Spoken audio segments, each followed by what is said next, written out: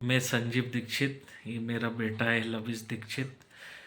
आज मैं लविश के लिए एक मैसेज छोड़ रहा हूँ ताकि मैं हूँ जब भी ये मैसेज लविश देखे और मैं ना हूँ तब भी ये मैसेज लविश देखे कि लविश के पापा के साथ में क्या हुआ है। और पापा 10 सालों से एक नर्क जैसी ज़िंदगी जी रहे हैं। पापा ना रात को सही से सो पाते हैं, ना दिन को सुकून मिलता है पापा को, ना रात में चैन मिलता है। लोगों ने पापा की ऐसा दुर्दशा कर दी है कि पापा का मानसिक इलाज चल रहा है और पापा को हार्ट अटैक भी आया है उसी के कारण। मैं संजीव दीक्षित में एक कंपनी में काम करता था, तो उस कंपनी में मैंने अच्छे पैसे कमाए और बहन रानू की शादी मैंने धूमधाम से कराई। फिर मैं दूसरी कंपनी में गया। हमको एक बहुत सारा पैसा मिला था। फिर मैं दूसरी कंपनी में गया, वहाँ से मुझे उन्होंने एक्सयूवी दी और कैश दिया था लगभग 25-26 लाख रुपए के करीब उन्होंने मेरे कहने पे लगाए थे। एक व्यक्ति था राजेश शर्मा, जगदीश चंद्रावत और श्याम बाबू तिवारी जी। इन लोगों ने जो है मुझे बहकाया, फुसलाया और एक कंपनी डलवा दी। उस कंपनी में मुझसे पैसे लगवा दिए, लगभग 30 से 35 लाख रुपए मैंने उस कंपनी में लगाए और ये लोग रातों रात कंपनी को छोड़ के भाग गए। मैं अकेला वहाँ पर उलझ के रह गया और लोगों की 1 करोड़ रुपए की देनदारी मेरे ऊपर आ गई, जिसके कारण उनकी देनदारी पटाने के चक्कर में मैंने 5 से 10% पे लोगों से पैसा लिया और उस पैसे को पटाने के लिए मैंने हफ्ते के ब्याज दिया, मैंने डेली का ब्याज दिया। ऐसे करते करते मेरे ऊपर लगभग 2 करोड़ रुपए का कर्जा हो गया और उसी टाइम जो है हमें घर वालों ने अलग कर दिया। पापा के हिस्से में 30-35 एकड़ ज़मीन आई थी, उसमें से 24 एकड़ ज़मीन का बिक्रे मेरे कर्ज के कारण मेरे पिताजी को अपने हृदय पे पत्थर रखकर करना पड़ा, जिस कारण मैं टेंशन में आ गया। यानी 2014 से 2024 आज चल रहा है। आज 25 नवंबर 2024 है जब मैं ये वीडियो बना रहा हूँ।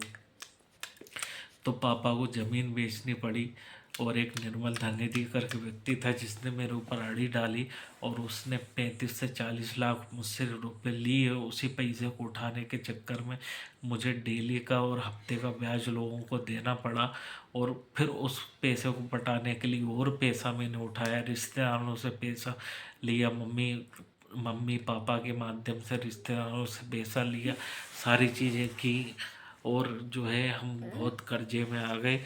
हमें हमारे कर्जों को मिटाने के लिए पापा ने अपने हृदय पे पत्थर रखकर पुश्तैनी ज़मीन का विक्रय किया। मेरे पास एक्सयूवी अर्टिगा जैसे बड़ी बड़ी गाड़ियाँ थी, शान शौकत थी, पापा की इज्जत थी बाज़ार में, उनके दोस्तों में।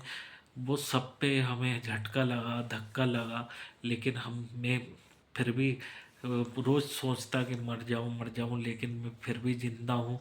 इसलिए ज़िंदा हूँ कि मुझे वो सब कुछ फिर से खड़ा करना है। अगर मैं खड़ा नहीं कर पाया तो मेरा बेटा लविश इस चीज़ को करेगा ना बेटा। हाँ। बड़ा आदमी बनेगा ना, अपनी पूरी ज़मीन जायदाद फिर से खरीद लेगा ना। हाँ। अगर मैं नहीं कर पाया तो मेरा बेटा लविश इस वीडियो को देखेगा और वो पापा की बातों को समझ के वो एक दिन सारी चीज़ों को फिर से सही करेगा। मैं चाहता हूँ भगवान से बस यही दुआ है कि मेरे बेटे को अच्छा होनहार होशियार बनाए और मेरा बेटा पढ़ लिख कर बहुत बड़ा आदमी बने और खूब तरक्की करे मेरा बेटा।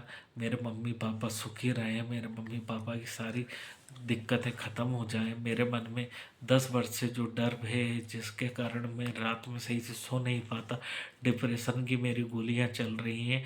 10 साल हो गए मुझे गोलियां खाते खाते और मुझे अटैक भी आ गया इसी कारण से, क्योंकि इन लोगों ने इतनी टेंशन मुझे दी कि जिसकी कोई हद नहीं है। मैं शब्दों में इन चीज़ों को बयान नहीं कर सकता, क्योंकि मैं अंदर से बहुत टूट गया हूँ, लेकिन फिर भी खड़ा हूँ। खड़ा इसलिए हूँ कि मम्मी पापा की शान शौकत, उनकी ज़मीन जायदाद, उनका जो सब कुछ मेरे कारण गया है, मैं उन्हें फिर से वो सारी चीज़ें दे सकूँ।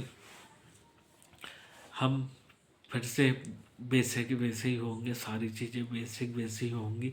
महाकाल सब कुछ सही करेंगे और महाकाल सब कुछ मुझे पहले जैसा दिलवाएंगे, सब कुछ सही होगा। जय श्री महाकाल।